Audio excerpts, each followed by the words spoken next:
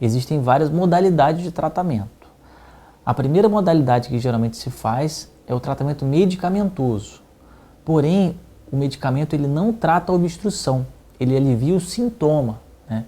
Então existem duas classes de medicamentos, onde a gente consegue, com os alfa-bloqueadores, relaxar a musculatura que existe em volta da próstata. Isso diminui um pouquinho a pressão e o paciente sente uma facilidade maior para começar a urinar. Porém, esse tratamento não dá um alívio duradouro. Ele melhora durante 1 ou 2 anos e aí mesmo com o uso de medicamentos, à medida que a próstata continua crescendo, os sintomas eles voltam e o paciente volta a piorar.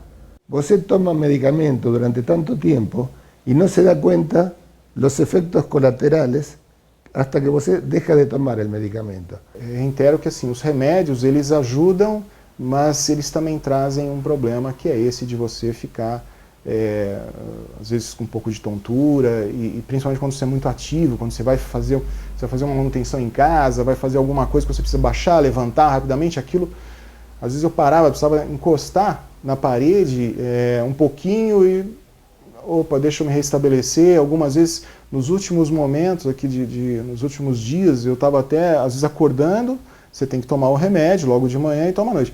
Então eu tomava o remédio de manhã, de repente estava aquele cansaço, você para um pouco, você fala, puxa vida, eu não sou assim. A segunda classe de medicamentos utilizada são remédios que bloqueiam o efeito da testosterona na célula da próstata, tá?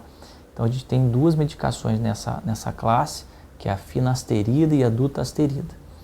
Essa medicação, ela inibe a testosterona, que tem um efeito em todo o corpo. Ela causa, por exemplo, o crescimento da barba no adolescente, a massa muscular, que o homem tem mais do que a mulher, tudo isso é a testosterona, né? A própria calvície, né, que ocorre por causa da testosterona, e a próstata tem muito receptor da testosterona. Então, a gente sabe que se bloquear a testosterona, a próstata ela consegue diminuir um pouco de tamanho, mas com o passar do tempo ela volta a crescer mesmo usando o medicamento. Então esse medicamento também é um medicamento que retarda a evolução da hiperplasia, porém ele não consegue desobstruir e muitas vezes ele é mais um tratamento paliativo. O problema é que ele pode causar efeitos colaterais. Quando você bloqueia a testosterona, você pode perder massa muscular, ter ganho de barriga, de circunferência abdominal. Existe uma associação com o aumento do risco de diabetes, se usar por muitos anos, né? Alguns pacientes referem redução da libido, do desejo sexual, pela baixa do efeito da testosterona no corpo. Fui no médico e ele receitou algumas medicações. Mas antes de tomar as medicações, ou qualquer medicamento, eu costumo dar uma pesquisada, ver quais são os efeitos colaterais. E a medicação para a diminuição de próstata, alívio dos sintomas, ela não cura, são muito grandes. Quando começa a haver esse crescimento progressivo do adenoma da parte central, nem sempre ele cresce somente dentro da cavidade da próstata. Em alguns casos existe uma porção que cresce para dentro da bexiga. Esse crescimento a gente chama de lobo mediano da próstata. Quando a bexiga contrai para esvaziar, a urina, ao invés dela sair pelo buraco, pelo canal, esse lobo mediano ele funciona como uma válvula. Então a bexiga contrai e empurra essa válvula contra a saída, funcionando como uma tampa, uma rolha. Quando o paciente tem o lobo mediano, nenhum medicamento tem efeito satisfatório, porque a obstrução é mecânica, não adianta relaxar a cápsula da próstata, que essa bolota não vai sair da frente. A única maneira dele melhorar é removendo o adenoma e tirando esse lobo mediano da frente através de alguma intervenção cirúrgica. Uma característica desse lobo mediano é que ele tende a causar obstrução mais intensa numa fase mais precoce. Então pacientes às vezes com 50 anos já podem urinar muito mal e às vezes entrar em retenção urinária se ele tem o crescimento do lobo mediano. Tomaba un medicamento para achicar, o sea, disminuir la próstata y otro medicamento que era para descongestionar la uretra, para poder hacer xixi melhor. Hoy tengo 68 años. Ya tomé medicamentos por 18 años. Y cuando dejé de tomar, ya ahí me di cuenta que el medicamento tenía tontura, tenía hormigueo en las manos, baxó de vuelta mi líbido, bueno, muchas cosas. Yo dejé de tomar y mi próstata pasó de 50 a 113. Sexualmente, yo me sentí mucho mejor. Después el urologista me dijo, vuelta a tomar, y ahí me di cuenta de todos los efectos colaterales que tenía el medicamento. Na internet, pesquisando aqui e ali, tem N produtos naturais que prometem a diminuição da próstata. E um deles é o óleo de semente de abóbora. Passei a usá-lo há uns 3 anos para ver se resolvia realmente o problema. O uso de um ano e meio desse óleo apresentou alguma redução. A última indicação do radiologista que fez um ultrassom diz que eu deveria procurar porque ela estava muito aumentada, estava aproximadamente com 120 gramas. Quando o paciente está com dificuldade de urinar, está sintomático e não se adaptou à medicação pelos efeitos colaterais ou porque não teve o efeito desejado, é possível melhorar esses sintomas se a gente fizer uma desobstrução. E como é que é feito isso? Tem que retirar toda a porção central da próstata.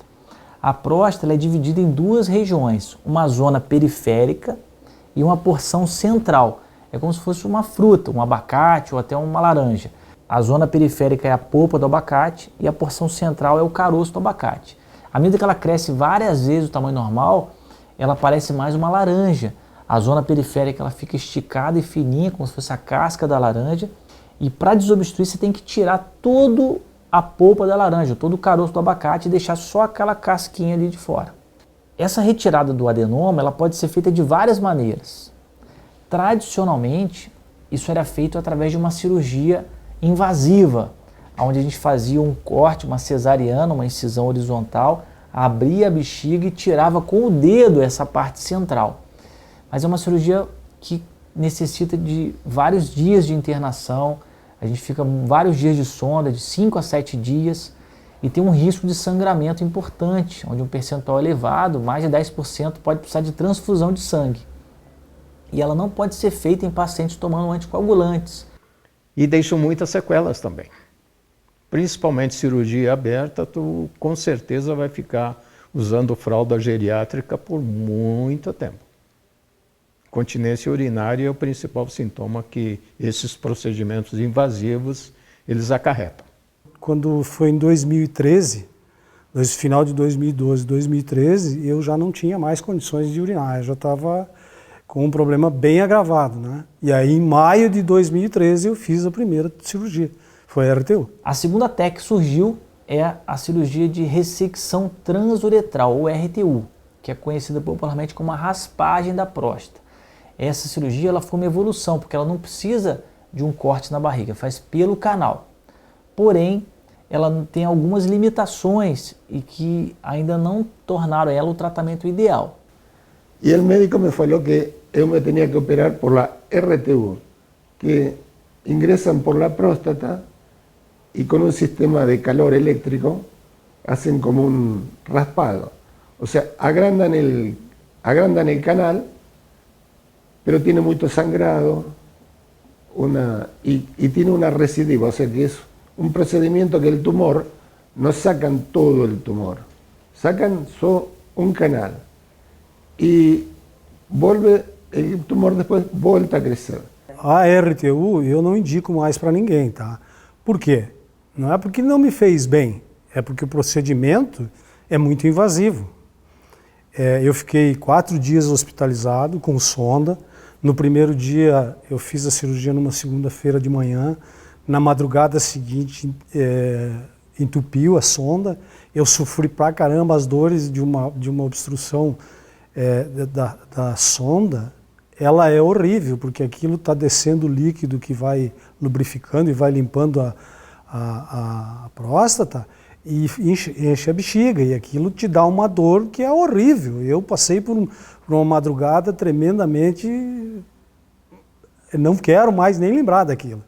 Tem os médicos da minha cidade, que é Vitória da Conquista, Bahia, queria me fazer a RTU, né, a raspagem, mas por conta da sequela que ela fica, muito tempo a gente fica com a sonda, eu optei em não fazer. A primeira limitação é que você não consegue retirar todo o adenoma com a RTU. Na ponta do aparelho tem uma resistência elétrica. Quando o cirurgião pisa no pedal, ele vai tirando fatias da próstata, como se fosse um fatiador de queijo, e vai desgastando esse adenoma. À medida que você vai desgastando, você vai abrindo a passagem, e aí depois da cirurgia a passagem fica mais larga. Porém, não dá para saber onde termina o adenoma, onde começa a zona periférica. Então o que acontece é que, para evitar a perfuração, o cirurgião ele não pode tirar todo o adenoma, sempre fica um pouquinho para trás. E esse pedaço de adenoma ele cresce lentamente com o passar dos anos, e existe uma recidiva num percentual significativo dos casos. Os trabalhos falam em torno de 3% ao ano, ou seja, em 10 anos, 30% dos pacientes vão precisar de uma nova intervenção. E aí em 2021 eu acabei descobrindo que eu estava indo para o mesmo local que eu estava em 2012, né? Com o adenoma crescendo, a obstrução voltando e o perigo rondando, né? O meu problema. Uma das maiores limitações da RTU é o diâmetro do aparelho. O endoscópio ele tem cerca de 9 milímetros de diâmetro. E para passar pela uretra, nem sempre é muito fácil. A uretra ela tem duas regiões que são mais estreitas, que é a ponta do pênis e a região do esfíncter. E na hora de passar nessa região, muitas vezes o aparelho não passa. E é necessário fazer uma dilatação forçada que causa um trauma circunferencial na uretra. Isso pode ocasionar muito desconforto, dor no pós-operatório e a formação de uma cicatriz chamada estenose de uretra, né? Essa cicatriz é como se fosse um calo, ele fica duro e a uretra perde a elasticidade. Então, quando o paciente urinar após a cirurgia, a uretra vai distender, mas aquela cicatriz ela não distende. E aí vira um outro ponto de obstrução mais embaixo. Então, mesmo abrindo em cima com a RTU, o jato fica fraco 2 a 3 semanas depois da cirurgia. Por quê? Porque formou-se uma cicatriz no canal embaixo, tá? Isso requer um tratamento muitas vezes invasivo, onde você tem que fazer uma cirurgia aberta, abrir o canal, tirar a mucosa da bochecha para colocar no lugar, ficar usando sonda 21 dias até isso cicatrizar, né? O corte é na região do pênis ou do períneo, é uma região delicada, porque é onde a gente senta, então é um tratamento invasivo. Eu comecei a entender que eu ia ter que passar por um novo procedimento. E aquilo me deixava meio que confuso até, né? Eu tratava de pesquisar e tudo, se tinha alguma novidade e tal. Mas enfim, quando foi no início de 2021, eu todo ano faço os exames necessários, eu voltei na médica e ela me disse, acho melhor a gente fazer um novo procedimento. Eu falei, mas de novo? Mas só que dessa vez não mais da maneira que a gente fez da outra vez. Bom, se tem alguma coisa melhor, vamos tentar, né? E aí foi quando ela me indicou o Felipe. Aí achei o vídeo de vocês e achei do Dr. Felipe, de vocês fizeram. E me entusiasmei. Digo, esse procedimento parece interessante. Consultei a doutora Karim de Porto Alegre, que é a urologista, e ela disse que não, pode fazer, a tua próstata está bem aumentada e é necessário fazer. E eu me preparei psicologicamente, porque eu posso te dizer o seguinte, quem enfrentou uma RTU, a RTU foi em 2013, você tem que passar por um procedimento novo.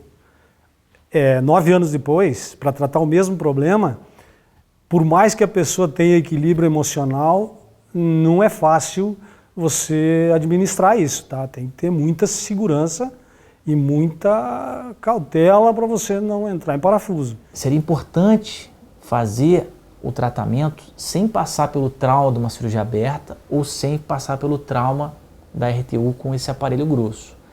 E isso só foi possível com a evolução da tecnologia, o surgimento de um laser pulsátil que passa por uma fibra ótica de 0,5 milímetros. Eu não preciso de um aparelho de 9 milímetros para passar uma fibra tão fina. É possível fazer a cirurgia com aparelhos mais estreitos, mais finos, para entrar pela uretra sem machucar, sem atrito. A tecnologia do laser de Holmium, ela é um laser pulsátil que passa por uma fibra ótica de 0,5 milímetros, que permite a utilização de aparelhos mais finos para fazer a cirurgia. Esse aparelho ele entra pela uretra sem traumatizar e ele vai fazer a enucleação completa do adenoma. Não fica nenhum pedacinho do adenoma para trás. Se eu tiro todo o adenoma, não volta a crescer nunca mais. A segunda vantagem é que a capacidade de coagulação do laser ela é superior ao que a gente conseguia antes com a RTU. Além de ir descolando, a gente vai coagulando simultaneamente todas as artérias que vão nutrindo o adenoma. E essa coagulação é feita uma única vez na base, no tronco da artéria. Isso permite a gente remover a sonda do paciente em menos de 24 horas. Quando a gente fazia a cirurgia aberta, a sonda ela fica em torno de 5 a 7 dias. Quando a gente fazia a RTU, a sonda fica em torno de 3 a 4 dias. E com essa nova tecnologia do Holep, a gente coagula os vasos de uma maneira tão efetiva que é possível remover a sonda já no primeiro dia de pós-operatório. A gente opera sempre de tarde ou início da noite e tira a sonda no final da manhã. Então, em menos de 24 horas, a imensa maioria, 98% dos pacientes já saem sem sonda. 1 a 2% dos pacientes são pacientes, às vezes, que tomam anticoagulantes, que não seriam candidatos a uma cirurgia aberta ou uma raspagem, mas com o laser a gente consegue operar mesmo sem suspender o anticoagulante. Por que nós optamos aqui por Caxias do Sul, né? Porque o Dr. Felipe ele faz um procedimento com uma técnica diferente. E meu pai ele é testemunha de Jeová, somos testemunhas de Jeová, né? E para nós o que foi muito importante foi saber que não muito pouco assim ou nunca, né? O Dr. Felipe disse que nunca fez uma transfusão de sangue. Então isso foi um ponto muito importante para nossa decisão, sabe?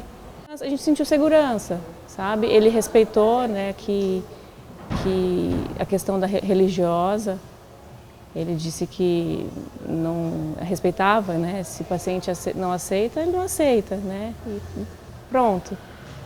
Então foi isso mesmo que aconteceu. Agora tengo una sonda que va para lá y me están poniendo un suero que entra a la vejiga y sale. Entonces va lavando, va higienizando la ferida. Sí, ahora me siento normal. Sí. Él me falou que si él llega acá, me evalúa y que está todo bien, me saca la sonda y voy embora al hotel. No momento que foram tirar a sonda, eu percebi que eles trancaram a sonda, que é para te encher a bexiga. E quando eu urinei pela primeira vez, eu falei, isso não é possível que está acontecendo comigo, né? Porque realmente muda completamente o jato da urina, é outro. Você não faz esforço. Isso para mim foi fantástico, tá? E às 6 da tarde eu estava no bloco, conversando com o anestesista, e ele disse, daqui a pouquinho tu apaga. Aí, de fato, apaguei. Aí passou um tempinho a recuperação, que já estava na recuperação. Fui pro quarto. No dia seguinte, pouco depois de meio-dia, aparece o Dr. Felipe, me disse, vamos tirar a sonda. Porque a todo isso estava com uma sonda e me estavam administrando, logicamente, líquido para ajudar a limpeza, inclusive, do circuito. Vamos tirar a sonda. Já? Sim. Vamos tirar a sonda e começa a beber água. Por quê? Se tu conseguir urinar 2 vezes, tu vai para casa. Gente, eu acho que devo ter tomado 1,5 litro, 2 litros, talvez em um par de horas. Pela primeira vez depois de todos esses dias, eu consegui urinar com força, com pressão, e o jato bem volumoso. Não eram 6 horas da tarde, já estava em casa. O pós-operatório foi assim, um processo que me deixou assim, extremamente surpreso, porque eu, apesar de saber de que o procedimento seria, abre aspas, simples, né? Eu achei que eu ia ter mais algum desconforto, alguma coisa assim, mas eu estou super bem. Ontem eu saí do hospital, tive alta ontem. Hoje é uma quinta-feira, eu fiz o procedimento na terça-feira, às 4 horas da tarde mais ou menos, né? Quando era 8 horas eu já estava no quarto, 8 ou 9 horas eu já estava no quarto. Muito rápido, aproximadamente 2 horas é o procedimento, depois você fica um pouquinho se restabelecendo, aí fui para o quarto, já encontrei minha esposa. E eu passei da maca, né, de operação para a cama, normalmente, assim, sem sentir nada, não tinha nenhuma paralisia, não tinha nenhum efeito do medicamento, nem nada. Eu entrei no hospital anteontem, e na segunda-feira, às 4 horas da tarde, fiz a cirurgia, passei a noite, né? E quando foi 11 horas, quando sai da cirurgia, você sai com a sonda. E essa sonda não incomodou em nada. Aí a gente ficou até outro dia, 11 horas da manhã, tirou a sonda e aí me liberou. Foi 19 horas, quando eu acordei, que eu olhei no relógio, eram 10h15 aproximado. O enfermeiro do lado, como é que tá? Tudo bem? Tudo bem. Aí fui para o quarto, acordado, tranquilo, com sonda, com soro, etc. Normal. Quando foi retirada a sonda, 12h30, 2h30 já estava aqui no hotel. Nada de surpresa, não gosto de surpresa.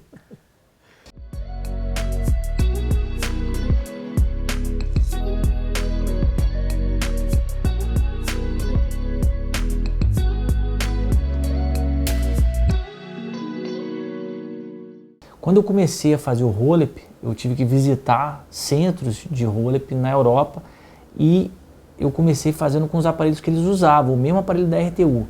Só que volta e meia voltava um paciente, depois de pouco tempo da cirurgia, com dificuldade de urinar porque o canal fechou. Isso era muito frustrante para o paciente e para mim também como cirurgião. E eu fui buscar alternativas que permitiam fazer essa retirada do adenoma completa sem machucar a uretra. Foi quando eu descobri que existiam aparelhos mais finos que eram olhados só para olhar dentro do útero, eram esteroscópios.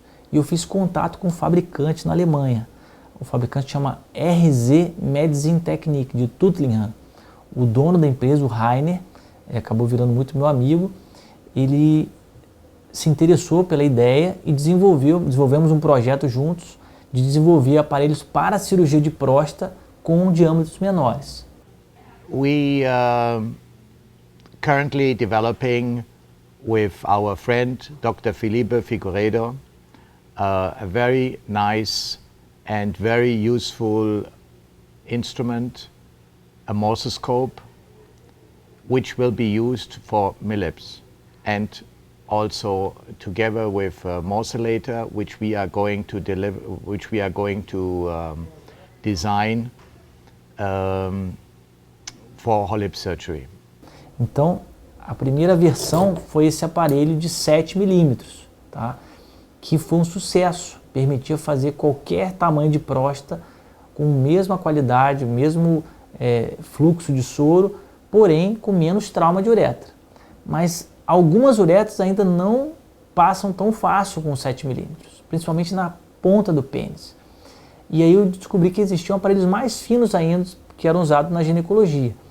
Então houve o desenvolvimento desse aparelho de 6 milímetros, que é o menor que existe no mundo.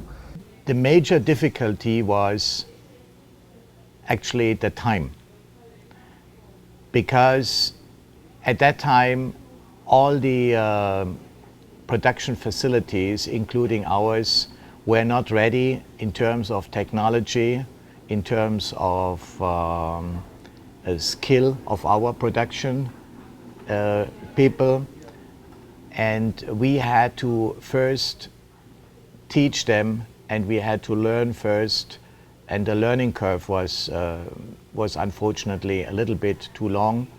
But now we are ready with the new technology and with our new with the new scope. Hoje, 80% das minhas cirurgias são realizadas com esse aparelho de 6 milímetros. E hoje, no catálogo do fabricante, eles têm lá o conjunto minimamente invasivo para enucleação de próstata by Dr. Felipe Sead Figueiredo. Então, esse trabalho conjunto, esse projeto que foi feito junto com o fabricante alemão, rendeu hoje esse novo equipamento que é usado em diferentes países do mundo, mas que surgiu inicialmente aqui no Brasil com essa colaboração, e eu já venho fazendo nos últimos 5 anos, usando aparelhos mais finos, primeiro o de 7 e agora o de 6. Uma outra evolução que ocorreu nos últimos 2 anos foi o desenvolvimento do Morse Scope. Esse instrumento ele é fundamental para permitir realizar aquela morcelação, que é a retirada do adenoma triturado através daquele tubinho, utilizando os endoscópios mais finos, né? Antes do desenvolvimento desse instrumento, não tinha como tirar a próstata usando o mesmo aparelho fininho. E agora a gente consegue realizar toda a cirurgia com um aparelho fino. Esse aparelho foi desenvolvido junto com um fabricante de Tuttlingen, na Alemanha, e através de um desenho, de um projeto que eu realizei em conjunto com eles. Inclusive eles me homenagearam, colocaram o meu nome, Figueiredo Morse Scope. E na última semana eu atingi a marca de 1000 casos operados, onde mais da metade desses casos foram feitos com esses aparelhos fininhos. Depois que eu comecei a usar esse aparelho fininho, eu não tive nenhum caso de estenose de uretra, da formação da cicatriz no canal associada ao trauma dos aparelhos calibrosos. Essa segurança adicional permite a gente oferecer a cirurgia para um paciente antes dele chegar na fase da retenção urinária. O paciente que já está incomodado com o sintoma, não está satisfeito com o resultado do tratamento medicamentoso, ele tem muito mais segurança de vir hoje fazer o tratamento com um aparelho mais fino, onde a gente consegue retirar todo o adenoma, e isso garante também a durabilidade do tratamento. Não é invasivo, né? Você usa um canal da uretra para poder fazer o procedimento. E a gente sai muito rápido, muito rápido do hospital. O que me chamou muita atenção, falou assim, poxa vida, se eu vou fazer um procedimento que não é invasivo, que eu saia rápido do hospital, isso é fantástico, é o que eu quero. Sí, el médico me falou que la orina no tem mais sangue e que vai sacar la sonda e que me vai dar el alta. Não senti nada, só uma ardênciazinha, porque ele já falou que os primeiros dias tem essa ardência, mas assim a cirurgia sensacional. Recomendo para todo mundo que tiver, porque agora mesmo já estou liberado para viajar, não estou sentindo nada, nenhum desconforto, não tive nenhum trauma, né? Excelente cirurgia. E assim, quando eu voltar para minha terra, já tem os outros colegas meus que é candidatos, né? Que provavelmente virão fazer essa cirurgia aqui com o Dr. Felipe. E eu tinha muito receio do pós-cirurgia, né, que era onde eu tinha realmente pânico, porque eu vivi durante 15, 20 dias uma coisa que eu não desejo a ninguém, pelo fato de estar tendo que sentar de uma forma indevida, estar não podendo sair de casa e várias coisas, né, por sangramento demais. E dessa vez não, dessa vez eu entrei num dia no hospital, no outro dia, 24 horas depois, eu estava saindo. Então só isso por si só te dá uma condição de saber que você fez o certo, né? Ele não tomou nada para dor, Nada. sem dor. Até agora eu não estou tomando nada para dor. Ando normalmente, obviamente a gente está aqui numa entrevista, mas eu ando normalmente. Aqui nós estamos para subir, onde nós estamos aqui hospedados, tem alguma escada, um lance de escada. Eu subi um lance de escada aqui, 4 lances de escadas, normalmente. Estou me sentindo muito bem e assim, a minha vida mudou basicamente de uma hora para outra, né? Lógicamente, não senti nada durante o procedimento, não senti nada durante as primeiras horas da recuperação e talvez é importante, mas mais importante, em casa, porque enquanto estava lá também estava sendo medicado, mas em casa absolutamente não tomei absolutamente nada. Ele receitou analgésico, uma série de coisinhas como para sentir dor. Em nenhum momento eu senti absolutamente nada de dor. 15 dias hoje, eu estou super bem, né? Claro que ainda resta algumas coisas que você tem que ir se adaptando. O normal é se recuperar em 45, 60 dias, ainda tem cuidados, claro, os esforços que a gente não pode fazer, mas acho que a etapa pior eu venci, que era pós-cirurgia, 15 dias aí, e com tranquilidade, sem problema. Mas a minha alegria hoje é saber que eu não tenho mais que voltar para esse procedimento. Eu acredito que estou liberado disso nessa encarnação. Na outra não sei o que vai acontecer, vamos ver o que vai sobrar para isso. Todo esse tabu de vamos fazer a operação da próstata e aí como vai ser depois, tudo isso a gente não tem medo que vai acontecer nada disso, porque ficamos bem tranquilos nessa parte. Vai continuar tudo normal. O grande medo dos pacientes que vão fazer cirurgia de próstata é de que eles vão comprometer a parte sexual. É importante entender que para a gente conseguir a ereção, a gente precisa ter a inervação. São nervos que passam colados na parte externa da próstata e vão para o pênis, e eles são um dos responsáveis pela ereção. Quando a gente faz uma cirurgia para câncer de próstata, tem que fazer pela barriga, você tem que tirar a próstata toda. Então sai tanto a parte central, quanto a zona periférica, quanto a cápsula da próstata. Como o nervo passa na cápsula, você tem que tirar o nervo da posição dele, e isso pode comprometer a ereção. A cirurgia da hiperplasia, ela é feita totalmente endoscópica com o Holep. Essa cirurgia ela entra pelo canal e passa longe do nervo. Você tem toda a zona periférica da próstata, separando o lugar que a gente manipula do nervo. Isso se reflete numa recuperação fantástica da parte sexual após a cirurgia. Eu costumo liberar os pacientes para ter relações no 7º dia de pós-operatório, mas vários me contam que lá depois do 3º, 4º dia, a urina já está clarinha, eles foram fazer o teste e funcionaram 100%. Muitos, inclusive, referem uma melhora da libido, do desejo sexual e da ereção, na medida que eles param de tomar os antiandrogênicos, os remédios que bloqueiam a testosterona, porque aí volta a funcionar a testosterona no cérebro, no corpo cavernoso, e o paciente refere uma melhora da parte sexual. Então, este procedimiento que entra y corta por adentro, la próstata no es cortada. O sea que la vida sexual de las personas siguen igual. Entonces, este tipo de operación es una operación benigna. O Holep surgiu em 1998 na Nova Zelândia. O Dr. Peter Gillen foi o primeiro a descrever essa técnica de usar o laser para fazer a enucleação completa do adenoma.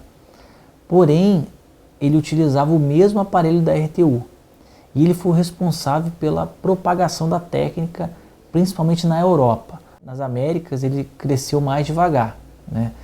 Porque a técnica é difícil, a gente não tem muitos locais para você aprender a fazer. Eu, para aprender, tive que viajar até a fonte, visitando hospitais de grande volume na Europa, fiz grandes amigos para aprender a técnica. Mas aqui na América Latina são poucos centros que oferecem. Hoje, o Hospital Pompeia, aqui em Caxias do Sul, é o maior centro de Holep do Brasil. Eu hoje trabalho somente com Holep, eu só trato próstata aumentada, não faço mais cirurgia de câncer, não faço vasectomia, para ter tempo e disponibilidade para me dedicar ao Holep. O uso de aparelhos mais finos, ele era inédito. E ele seria o mais novo estágio na evolução do Holep.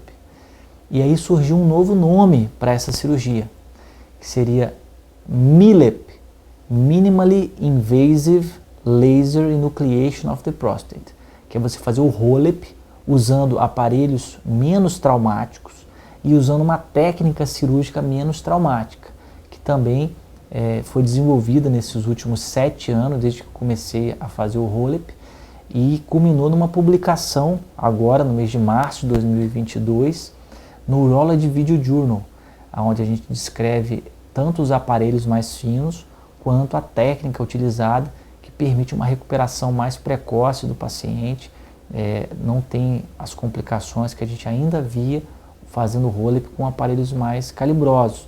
Hoje eu trabalho exclusivamente com cirurgia de próstata aumentada usando o laser, que é o HoLEP. Mas eu não uso mais, em nenhum caso, o aparelho original do Peter Guille. Tá? Todos os meus casos eu uso os aparelhos mais finos, que seria o MILEP, Minimally Invasive Laser Enucleation of the Prostate. Hoje eu mudei a minha clínica, a gente se chama Instituto da Próstata Aumentada e trabalha exclusivamente com hiperplasia, com cirurgia de MILEP. Esse procedimento é bem moderno. As cirurgias são realizadas no Hospital Pompeia, aqui em Caxias do Sul, que hoje é o maior centro de HoLEP do Brasil. A gente faz entre 30 e 35 cirurgias de HoLEP por mês nos últimos 2 anos. Tá? Quando eu pedi um orgamento na Argentina, eles me falaram que eu tinha que fazer uma entrevista com o médico, que o médico não dava um orgamento assim, não? Acá sí me dieron un orgamento. Pregunté cuánto custa, me dijeron el anestesista cuesta tanto, el hospital cuesta tanto y yo cobro tanto. Y lo puedo hacer en 12 parcelas. 12 parcelas por cartón. Ah, dije, es muy bom. Yo no tenía el dinero para hacer la operación. Acá no me cobraron ninguna tasa de evaluación, ni la consulta. Yo fui recibido por el médico ontem a las 8 de la mañana. Él me mostró, a mí no me cobró solo, me cobró la cirugía. A questão hospitalar, sinceramente, primeiro mundo. Foi muito bem tratado, fiquei numa ala VIP. O pessoal não tem que dizer nenhuma queixa, nenhuma queixa. A parceria com o Dr. Felipe Figueiredo tem sido muito importante para o hospital. O hospital tem investido muito na resolutividade cirúrgica, no parque tecnológico cirúrgico, em equipamentos e principalmente em hotelaria. E estamos recebendo os pacientes dele do Brasil inteiro e entregando uma excelente qualidade com acolhimento e atendimento a essas famílias e esses pacientes. O Hospital Pompeia, pelo 2º ano consecutivo, configurou no ranking da revista Newsweek, que ranqueia 2.200 hospitais em 27 países no mundo.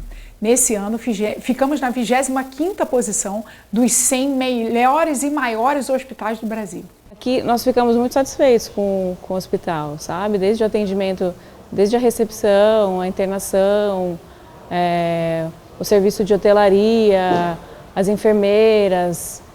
Foi surpreendente, assim, nós fomos muito bem acolhidos, tratados. Fiquei maravilhado. Honestamente, não é igual o hospital lá de minha terra. Gostaria que todos os hospitais tivessem o tratamento que esse tem, porque foi muito bom. E assim, eu queria destacar de que o local o que nós fizemos foi assim impressionante. Nós ficamos assim muito felizes com o hospital. O hospital nos impressionou, nós viemos de São Paulo para cá. São Paulo tem vários hospitais, como eu disse, não é o primeiro procedimento que eu fiz, já é outros, passei por alguns outros hospitais e esse daqui realmente me impressionou. Eu acho que é o único, eu tenho certeza que é o único hospital que nós passamos onde tinha um leito, uma cama do meu lado para que a minha esposa pudesse dormir. Eu tinha uma máquina Nespresso do meu lado para tomar café a hora que eu quisesse, que tinha uma geladeirinha, né? Uma geladeirinha do lado com bebida que eu pudesse tomar à vontade, obviamente suco e água, enfim. Mas assim, todo esse preparo, o procedimento, o cuidado que o hospital teve, o cuidado que a equipe clínica teve com a gente foi assim fantástico. É algo que eu jamais vou esquecer isso. Ele me falou, ele diretamente a mim, ¿no? Faló conmigo por WhatsApp, me pasó el orgamento y me dio su número de teléfono personal para que yo hablara con él. Cosa que eu gostei mucho. Me sentí como recibido por un amigo. Bueno, yo llegué acá, él me pidió todos los exámenes que yo tenía. Bueno, me recibió el anestesista, me puso una máscara, fiqué dormido y tardó la operación 1 hora 45 minutos.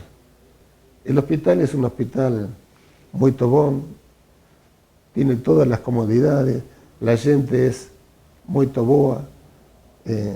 Eu gostei muito do hospital, do médico, de toda a gente.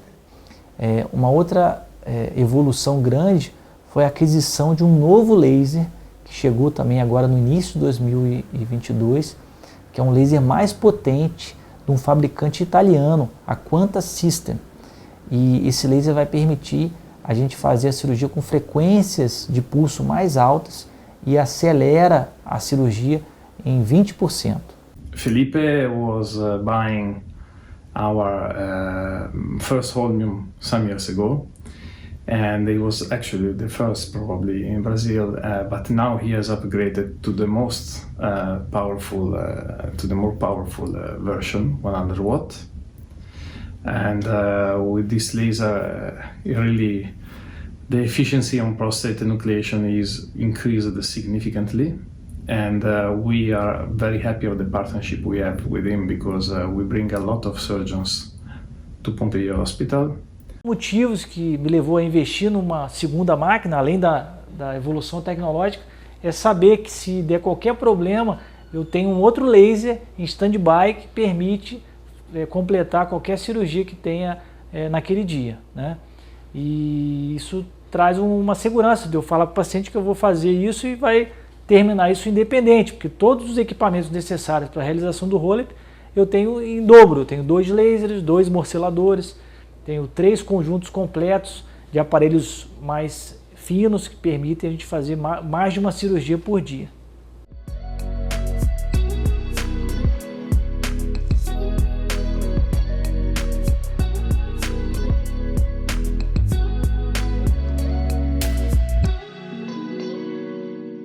E para mim vale muito mais a pena vir para Caxias, fazer o procedimento, operar com o doutor, do que ficar lá em São Paulo, em algum hospital, que são hospitais de referência, que cobram muito mais caro do que a passagem e o próprio hospital que eu estive aqui, né?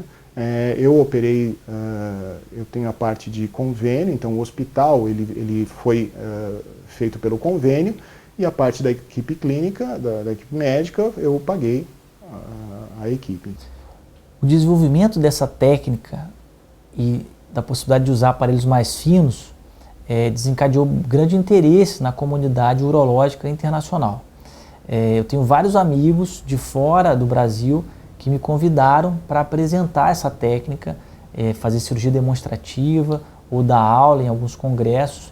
Na Itália, eu já fui vários anos consecutivos, desde 2017, no mês de novembro, tem um grande congresso de endurologia lá, que é bem específico de cirurgias endoscópicas, e todo ano eu costumo apresentar algumas aulas, mostrar vídeos de cirurgia, e nos últimos 2 anos eu apresentei sobre o MILEP, o roll-up com aparelhos mais finos. Com a aquisição desse laser de 100, que foi o primeiro laser de 100 watts da Quanta do Brasil, eles me solicitaram que eu virasse um centro de treinamento de usuários de laser da Quanta da América Latina, né?